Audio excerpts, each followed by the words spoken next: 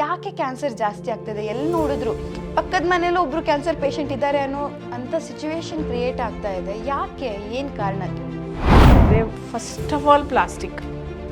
Everyone R drinking plastic water every day. I have been seeing ಮದುವೆ ಮನೆಗೆ ಹೋದರೆ ಎಲ್ಲ ಪ್ಲಾಸ್ಟಿಕ್ ವಾಟರ್ ಕುಡಿತಾರೆ. ಇದಲ್ಲದೇ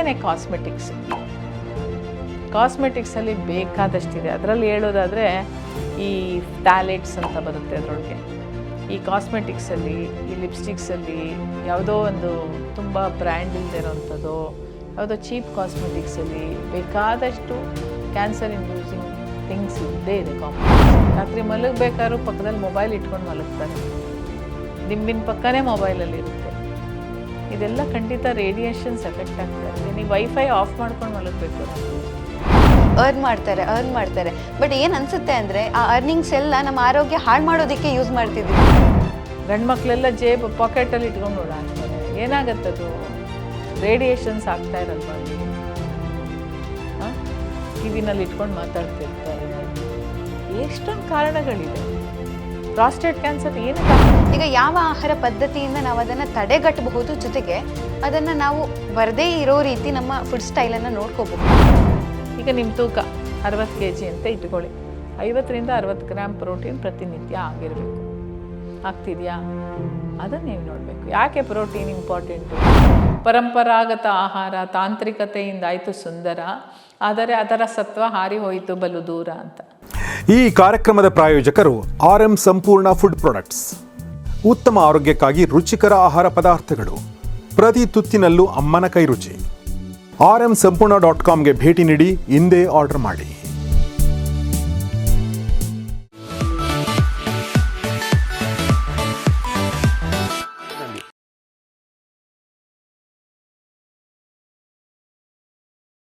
ನಮಸ್ಕಾರ. ಗೌರಿ ಶಾಕಿ ಸ್ಟುಡಿಯೋದ ಫ್ಯಾಮಿಲಿ ಡಾಕ್ಟರ್ ಕಾರ್ಯಕ್ರಮಕ್ಕೆ ನಿಮ್ಮೆಲ್ಲರಿಗೂ ಕೂಡ ಆತ್ಮೀಯ ಸ್ವಾಗತ. ನಾನು ಸಮೀಕ್ಷಾ ಶಿರ್ಲಾಲು. ಇವತ್ತು ನಾವು ಮಾತಾಡ್ತಿರುವಂತಹ ಟಾಪಿಕ್ ಎಲ್ರಿಗೂ ಕೂಡ ಗೊತ್ತಿರಬಹುದು. ಪ್ರತಿ ನಿಮ್ಮ ಮನೆಯ ಪಕ್ಕದಲ್ಲೂ ಒಬ್ಬರು ಕ್ಯಾನ್ಸರ್ ಪೇಷಂಟ್ ಇರ್ಬೋದು. ಅದು ಯಾವ ಬೇರೆ ಬೇರೆ ರೀತಿಯ ಕ್ಯಾನ್ಸರ್ ಇರ್ಬೋದು. ಬಟ್ ಈಗ ಕ್ಯಾನ್ಸರ್ ಅಂತೂ ಕೊರೋನಾಕ್ಕಿಂತಲೂ ಕೂಡ ಜಾಸ್ತಿ ಸ್ಪ್ರೆಡ್ ಆಗ್ತಿದೆ ಅಂತಲೇ ಹೇಳ್ಬೋದು. ಅಷ್ಟು ಒಂದು ವೇಗವಾಗಿ ಸ್ಪ್ರೆಡ್ ಆಗ್ತಿರುವಂಥ ಒಂದು ಡಿಸೀಸ್. ಅದರ ಬಗ್ಗೆ ಮಾತಾಡೋದಕ್ಕೆ, ಜೊತೆಗೆ ಕ್ಯಾನ್ಸರ್ ಇದ್ದಾಗ ಆ ನ್ಯೂಟ್ರಿಷನ್ ಫುಡ್ಡಿಂದ ಅದನ್ನು ಹೇಗೆ ತಡೆಗಟ್ಟಬಹುದು ಅನ್ನೋ ವಿಚಾರದ ಬಗ್ಗೆ ಕೂಡ ಮಾತಾಡೋದಕ್ಕೆ ನಮ್ಮ ಜೊತೆಗೆ ಫೇಮಸ್ ಆಗಿರುವಂತಹ ಖ್ಯಾತ ಆಹಾರ ತಜ್ಞೆ, ಜೊತೆಗೆ ವೆಲ್ನೆಸ್ ಕೋಚ್ ಆಗಿರುವಂತಹ ನಂದಿನಿ ಮೂರ್ತಿ ಅವರು ನಮ್ಮ ಜೊತೆಗೆ ಇದ್ದಾರೆ. ಅವರನ್ನು ನಮ್ಮ ಕಾರ್ಯಕ್ರಮಕ್ಕೆ ಆತ್ಮೀಯವಾಗಿ ಸ್ವಾಗತಿಸ್ತಾ ಇದ್ವಿ. Welcome ma'am. ನಮಸ್ಕಾರ. ಹೇಗಿದ್ದೀರಾ? ಸೂಪರ್. ಎಸ್, ಸೂಪರ್ ಆಗಿದ್ದಾರೆ. ಬಟ್ ಇವಾಗ ನಮಗೆ ಮುಖ್ಯವಾಗಿ ಬೇಕಾಗಿರುವಂತಹ ನಾಲೆಜ್, ಕ್ಯಾನ್ಸರ್ ಯಾಕೆ ಬರುತ್ತೆ, ಬಂದ ಮೇಲೆ ಏನು ಮಾಡಬಹುದು, ಬಂದ ಮಿಡಲಲ್ಲಿ ಏನು ಮಾಡಬಹುದು, ಅಥವಾ ಅದಕ್ಕಿಂತ ಪಾಸಿಟಿವ್ ಮೈಂಡ್ಸೆಟ್ ಎಷ್ಟು ಇಂಪಾರ್ಟೆಂಟ್, ಜೊತೆಗೆ ಆಹಾರ ಅನ್ನೋದು, ಪೋಷಕಾಂಶಯುಕ್ತ ಆಹಾರ ಎಷ್ಟು ಇಂಪಾರ್ಟೆಂಟ್ ಆಗುತ್ತೆ. ಇದೆಲ್ಲ ಕನ್ಫ್ಯೂಷನ್ಸ್ ನಮಗಿರುತ್ತೆ. ಈ ಆಹಾರ ತಿನ್ನಬೇಕಾ, ಇದನ್ನು ತಿನ್ನಬಾರ್ದಾ, ಹಿಂಗೆ ಮಾಡಬೇಕಾ, ಹಂಗೆ ಮಾಡಬೇಕಾ, ಕನ್ಫ್ಯೂಷನಲ್ಲಿ ಇದ್ದರೆ ಅದಕ್ಕೆ ಸೊಲ್ಯೂಷನ್ ಅಂದರೆ ಅದಕ್ಕೆ ಬೇಕಾಗಿರುವಂಥ ಮಾಹಿತಿಯನ್ನು ಕೊಡೋದಕ್ಕೆ ನಮ್ಮ ಜೊತೆಗೆ ಅವ್ರು ಸೇರಿದ್ದಾರೆ. ಖಂಡಿತವಾಗ್ಲೂ ಮ್ಯಾಮ್, ನನ್ನ ಫಸ್ಟ್ ಪ್ರಶ್ನೆನೇ ಯಾಕೆ ಕ್ಯಾನ್ಸರ್ ಜಾಸ್ತಿ ಆಗ್ತದೆ? ಎಲ್ಲಿ ನೋಡಿದ್ರು ಪಕ್ಕದ ಮನೇಲಿ ಒಬ್ಬರು ಕ್ಯಾನ್ಸರ್ ಪೇಷಂಟ್ ಇದ್ದಾರೆ ಅಂತ ಸಿಚುವೇಶನ್ ಕ್ರಿಯೇಟ್ ಆಗ್ತಾ ಇದೆ. ಯಾಕೆ? ಏನು ಕಾರಣ? ಕ್ಯಾನ್ಸರು ಒಂದು ಲೈಫ್ ಸ್ಟೈಲ್ ಡಿಸೀಸ್ ಅಂತಲೇ ಹೇಳ್ಬೋದು. ನಮ್ಮ ಜೀವನ ಶೈಲಿಯಲ್ಲೋ ಏರುಪೇರು ಆಗಿರ್ಬೋದು, ಎಲ್ಲ ಜಾಗತೀಕರಣ ಆಗಿರ್ಬೋದು, ಇವೆಲ್ಲ ಒಂದು ಉದಾಹರಣೆ. ಇದಲ್ಲದೇನೆ ನಾನು ಹೇಳೋದು, ನೀವು ಗೂಗಲ್ ಮಾಡೋದಾದರೆ ಎಂಡೋಕ್ರೈನ್ ಡಿಸ್ರಪ್ಟರ್ಸ್ ಅಂತ ಗೂಗಲ್ ಮಾಡಿ. ಈ ಎಂಡೋಕ್ರೈನ್ ಡಿಸ್ರಪ್ಟಿಂಗ್ ಕೆಮಿಕಲ್ಸ್ ಅಂತ ಬರುತ್ತೆ. ನೀವು ಯಾವ್ಯಾವ ಕಡೆ ಇದನ್ನು ನೋಡ್ಬೋದು ಅಂದರೆ ನೀವು ಸುಸ್ತಾಗಿ ಹೋಗ್ತೀರಾ, ಇದನ್ನು ನಿಜವಾಗ್ಲೂ ಗಾಬರಿ ಆಗಿ ಹೋಗ್ತೀರಾ.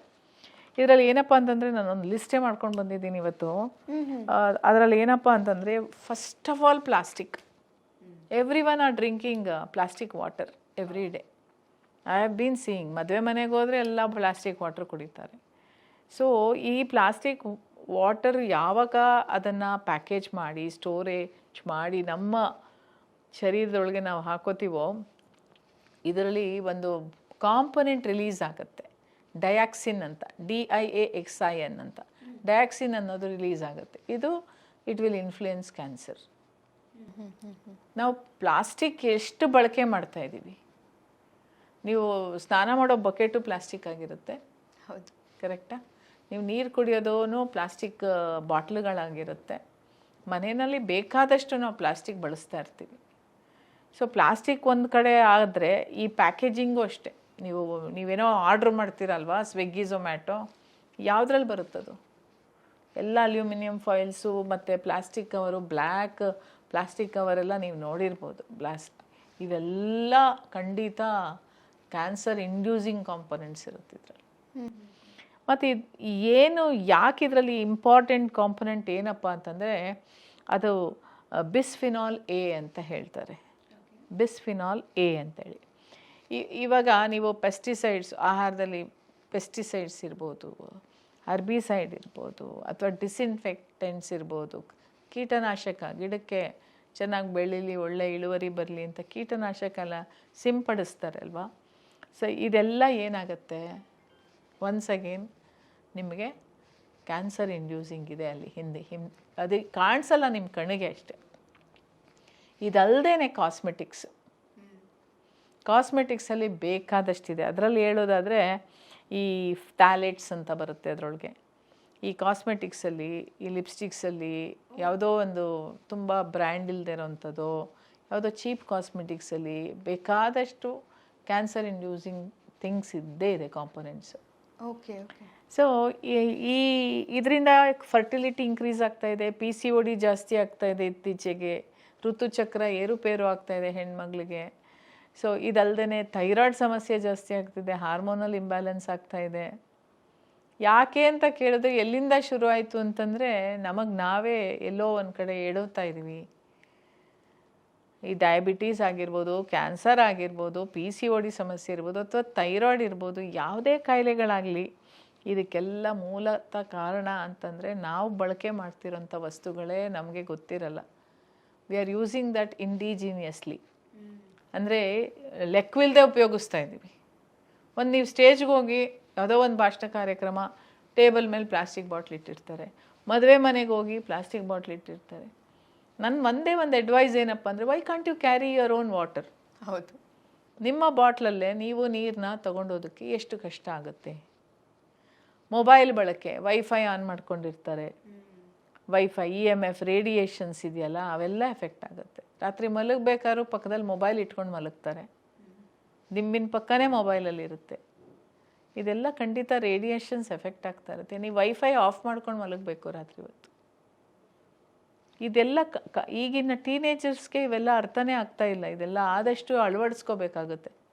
ಯಾವುದು ಮಾಡಬಾರ್ದು ಅಂತ ನೀವೀಗ ಹೇಳ್ತಿದ್ದೀರಲ್ಲ, ಎಕ್ಸಾಕ್ಟ್ ಸೇಮ್ 100% ಅದೇ ಆಗ್ತಾ ಇರುವಂಥದ್ದು ಸಮಾಜ. ಸೊ ಇದೆಲ್ಲ ಒಂದು ಕಾರಣ ಆದರೆ, ಇನ್ನೊಂದು ಕಡೆ ಪ್ರೋಸೆಸ್ಡ್ ಫುಡ್ಸ್, ಹೆಚ್ಚಾಗಿ ಪ್ರೋಸೆಸ್ಡ್ ಫುಡ್ಸ್ ತೊಗೊಳ್ತಿದ್ದಾರೆ. ಇದೆಲ್ಲ ಕಾರಣಗಳು 10 ಅಲ್ವೋ ಅಂತ ನಾನು ಹೇಳ್ಬೋದು. ಈ ಪ್ರೆಗ್ನೆನ್ಸಿನಲ್ಲಿ ಪ್ರೆಗ್ನೆಂಟ್ ಮದರ್ಸೇ ಕಾಸ್ಮೆಟಿಕ್ಸ್ ಯೂಸ್ ಮಾಡಿರ್ತಾರೆ, ಅಥವಾ ಎಲ್ಡರ್ಸ್ ಸೀನಿಯರ್ ಸಿಟಿಸನ್ಸ್ ಯೂಸ್ ಮಾಡಿರ್ತಾರೆ. ಸೊ ಈ ಒಂದು ಕಾಸ್ಮೆಟಿಕ್ಸು ಎಲ್ಲ ನಾನು ಹೇಳಿದ್ನಲ್ಲ, ಪ್ಯಾಲೆಟ್ಸ್ ಅಂತ ಇರುತ್ತೆ, ಇಂಥವೆಲ್ಲ ಖಂಡಿತ ಇಂಥ ಲೇಬಲ್ಸ್ನ ಓದಬೇಕು. ಫಸ್ಟ್ ಆಫ್ ಆಲ್ ನೀವು ಏನೇ ತೊಗೊಂಡ್ರು, ಏನೋ ಒಂದು ತೊಗೊಳ್ತೀರಾ, ಅದರಲ್ಲಿ ಏನೇನು ಕಂಟೆಂಟ್ ಇದೆ ಆ ಕಂಟೆಂಟ್ ಓದ್ಬಿಟ್ಟು ನೀವು ತೊಗೊಳ್ಬೇಕು ಯಾವುದೇ ವಸ್ತುವನ್ನು.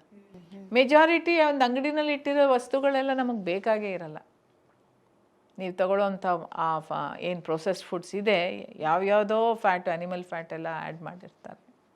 ಅದೆಲ್ಲ ನಮ್ಮ ದೇಹಕ್ಕೆ ಒಳ್ಳೇದಾಗೋದಕ್ಕೆ ಚಾನ್ಸೇ ಇಲ್ಲ. ಮತ್ತು ಕ್ಯಾನ್ಸರ್ ಯಾಕೆ ಬರುತ್ತೆ ಅಂದರೆ, ತೂಕ ಜಾಸ್ತಿ ಮಾಡಿಕೊಂಡ್ರು ಕ್ಯಾನ್ಸರ್ ಬರೋ ಚಾನ್ಸಸ್ ಇರುತ್ತೆ. ಅಥವಾ ಫಿಸಿಕಲ್ ಆ್ಯಕ್ಟಿವಿಟಿ ಯಾವುದು ಕಮ್ಮಿ ಆಗಿಬಿಟ್ರೆ, ಸೆಡೆಂಟ್ರಿ ಲೈಫ್ ಸ್ಟೈಲ್ ಮಾಡಿದ್ರೆ, ಅಂದರೆ ಐಷಾರಾಮಿ ಜೀವನ ಅಂತ ಹೇಳ್ಬೋದು ಅಲ್ವಾ. ಮತ್ತು ಇದಲ್ಲದೇನೆ ಈ ಆಲ್ಕೋಹಾಲ್ ಸೇವನೆ ಆಗಿರ್ಬೋದು, ಯಥೇಚ್ಛ ಕುಡಿಯೋದು, ಮದ್ಯಪಾನ, ಧೂಮಪಾನ, ಆಹಾರ, ಎಲ್ಲದರಲ್ಲೂ ಏರುಪೇರು ಆಗೋಯ್ತು. ನಮ್ಮ ಸಮಾಜದಲ್ಲಿ ಏನಕ್ಕೆ ಇವೆಲ್ಲ ಬರುತ್ತೆ ಅಂತಂದರೆ, ಒಳ್ಳೆ ಒಂದು ಸಮರ್ಪಕವಾಗಿ ನನಗೆ ಇಂತಿಷ್ಟೇ ಒಳ್ಳೆ ಆಹಾರ ತಿನ್ನಬೇಕು ಅನ್ನೋ ಮೈಂಡ್ಸೆಟ್ಟೇ ಹೊಟ್ಟೋಯ್ತು. ಎಲ್ಲೋ ಒಂದು ಕಡೆ ನೀವು ಮದುವೆ ಮನೇಲಿ ನೋಡಿ, ಹೆಚ್ಚು ಶುಗರಿ ಫುಡ್ಸು, ಬರ್ಡೇ ಪಾರ್ಟೀಸ್ಗೆ ಹೋಗಿ ನೀವು ಕೇಕ್ ಕಟ್ಟಿಂಗ್ ಮಾಡ್ತಾರೆ, ಅದರಲ್ಲಿ ಏನೇನು ಕಾಂಪೊನೆಂಟ್ಸ್ ಹಾಕಿದ್ದಾರೆ ಅಂತ ಗೊತ್ತಿದೆಯಾ ನಿಮಗೆ? ಕ್ಯಾನ್ಸರ್ ಇಂಡ್ಯೂಸಿಂಗ್ ಕಾಂಪೊನೆಂಟ್ಸ್ ಇದೆ ಅಲ್ಲೂ ಸಹ.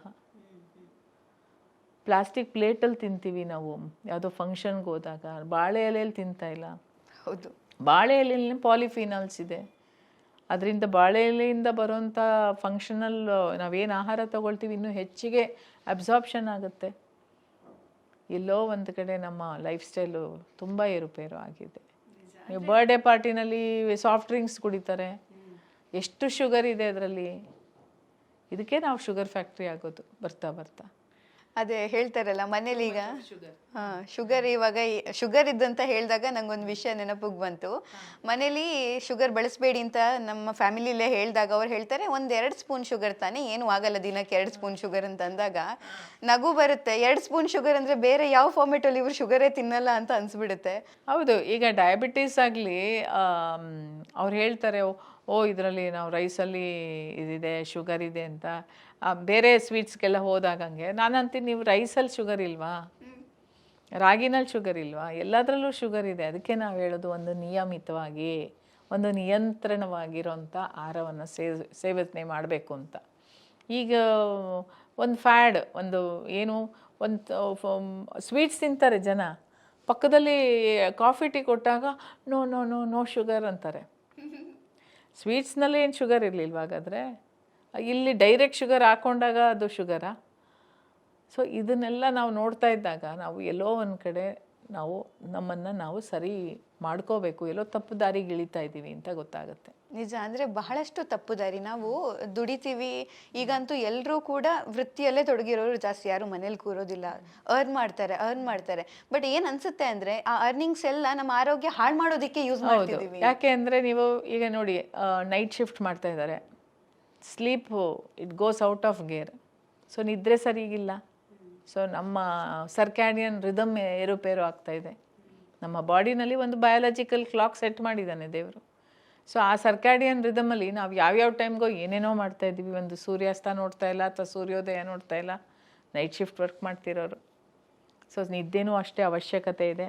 ಮತ್ತು ಹೆಲ್ದಿ ಡಯಟ್, ಆಹಾರ ಅಂತೂ ಪ್ರತಿಯೊಂದು ಸಮ ಪ್ರಮಾಣಾಂಶ ಆಹಾರವನ್ನು ನಾವು ತಗೊಳ್ಳೇಬೇಕಾಗತ್ತೆ. ಇಂತಿಷ್ಟೇ ಕಾರ್ಬೋಹೈಡ್ರೇಟು, ಇಷ್ಟೇ ಪ್ರೋಟೀನು, ಫ್ಯಾಟು ಅಂಥೇಳಿ ಅವೆಲ್ಲ ಮ್ಯಾಕ್ರೋನ್ಯೂಟ್ರಿಯೆಂಟ್ಸು. ಮೈಕ್ರೋನ್ಯೂಟ್ರಿಯೆಂಟ್ಸ್ ಅಂದರೆ ವಿಟಮಿನ್ಸ್, ಮಿನರಲ್ಸು, ಫೈಬರು ಇಂಥವೆಲ್ಲ, ರಫೇಜ್ ಅಂತ ನಾವೇನು ಕರಿತೀವಿ, ನಾರಿನಾಂಶ, ಇಂಥದ್ದೆಲ್ಲ ಒಂದು ಮೈಕ್ರೋನ್ಯೂಟ್ರಿಯೆಂಟ್ಸ್ ಬರುತ್ತೆ. ಮತ್ತು ನೀರು ಸಹ ಸರಿಯಾದ ಇದರಲ್ಲಿ ತಗೊಳ್ತಾ ಇಲ್ಲ. ಈವನ್ ಡಿಹೈಡ್ರೇಷನ್ ಆಗಿರೋದ್ರಿಂದನೂ ಅದು ಒಂದು ಕಾರಣ ಆಗ್ಬೋದು. ಬಾಡಿ ಡಿಹೈಡ್ರೇಟ್ ಆಗಬಾರ್ದು ಯಾವುದೇ ಕಾರಣಕ್ಕೂ. So they should drink sufficient water. And alcohol consumption ಜಾಸ್ತಿ ಆಗ್ತಾ ಇದೆ ಬರ್ತಾ ಬರ್ತಾ. ಸೋಷಿಯಲೈಸಿಂಗ್ ಆಗ್ತಾ ಇದೆ.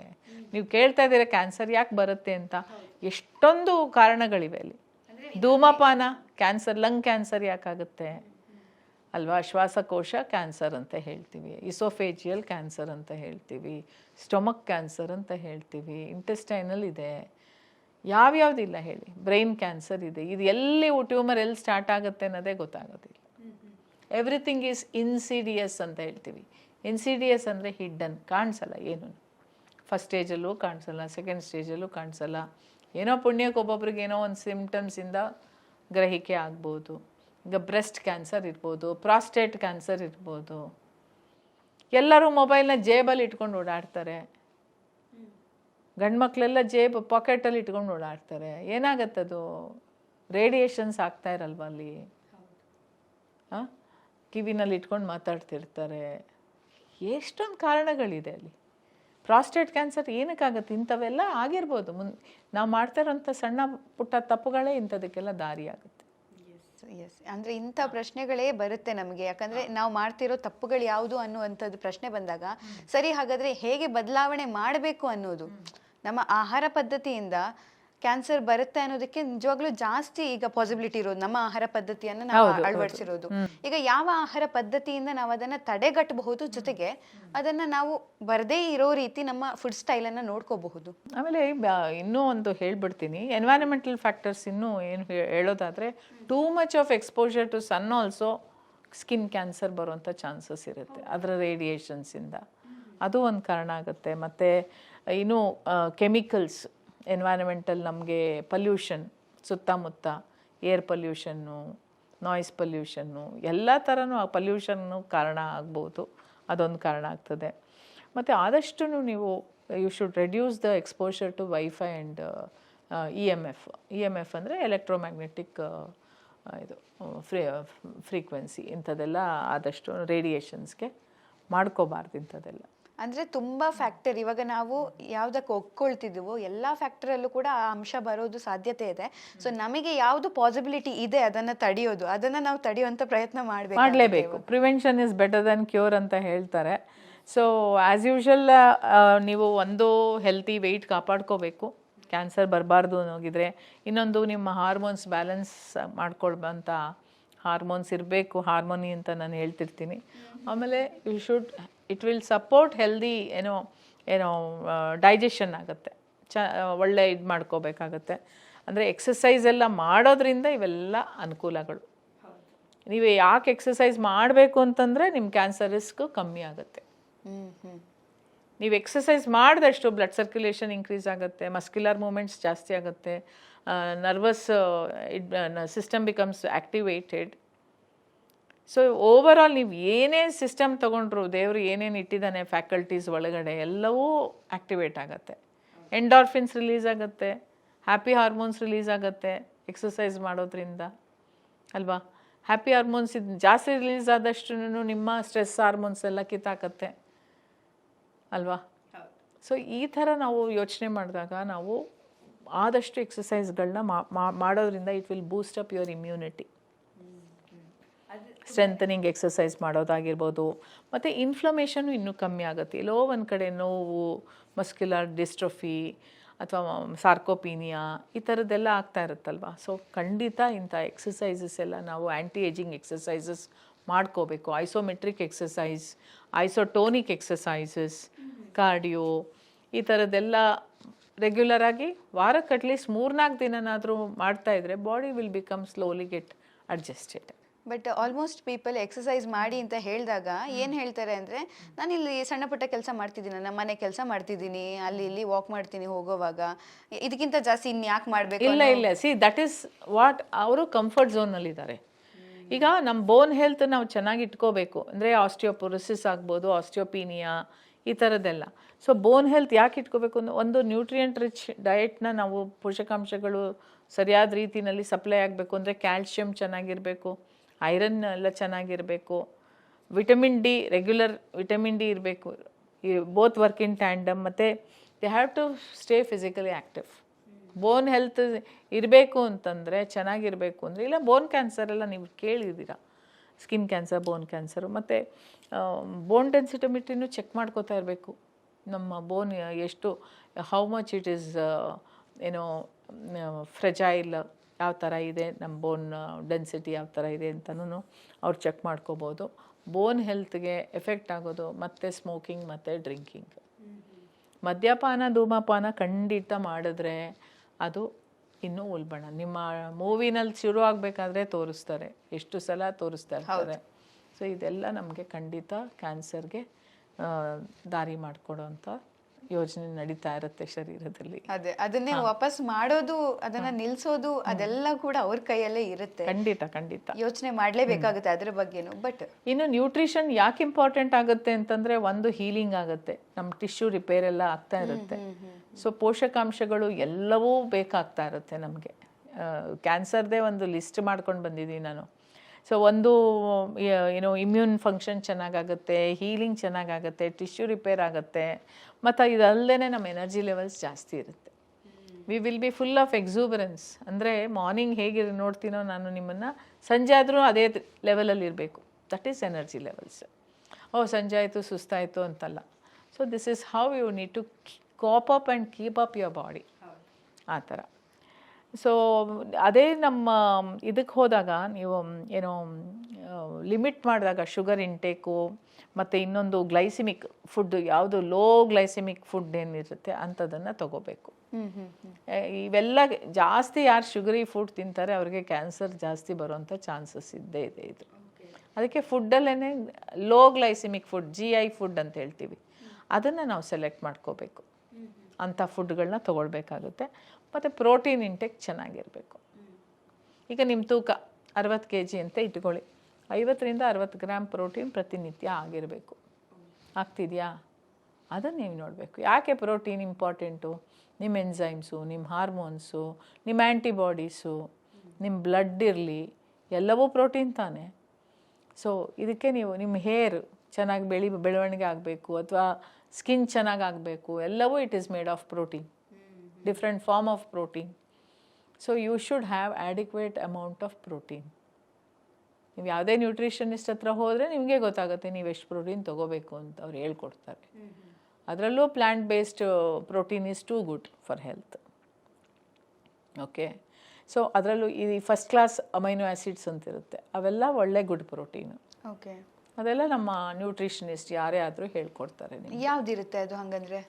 ಆದರೆ ಈ ಗುಡ್ ಅಮೈನೋ ಆ್ಯಸಿಡ್ಸ್ ಅಂದರೆ ಮೊಳಕೆ ಕಾಳು ಆಗಿರ್ಬೋದು, ಹೆಸರು ಕಾಳು ಆಗಿರ್ಬೋದು, ಅಥವಾ ಹುರುಳಿ ಕಾಳು, ಕುದುರೆ ಕೊಡ್ತೀವಿ, ಹುರುಳಿ ಕಾಳು ಆಗಿರ್ಬೋದು, ಅಂಥವೆಲ್ಲ ವಾರದಲ್ಲಿ ಒಂದೊಂದು ಕಾಳನ್ನೇ ನೀವು ಫಾರ್ಮೇಷನ್ ಮಾಡ್ಕೊಂಡು ಹೋಗ್ಬೋದು. ಒಂದೊಂದು ಏನೋ ದ್ವಿದಳ ಧಾನ್ಯಗಳನ್ನ ಹೆಚ್ಚಾಗಿ ಸೇವನೆ ಮಾಡಬೇಕಾಗತ್ತೆ.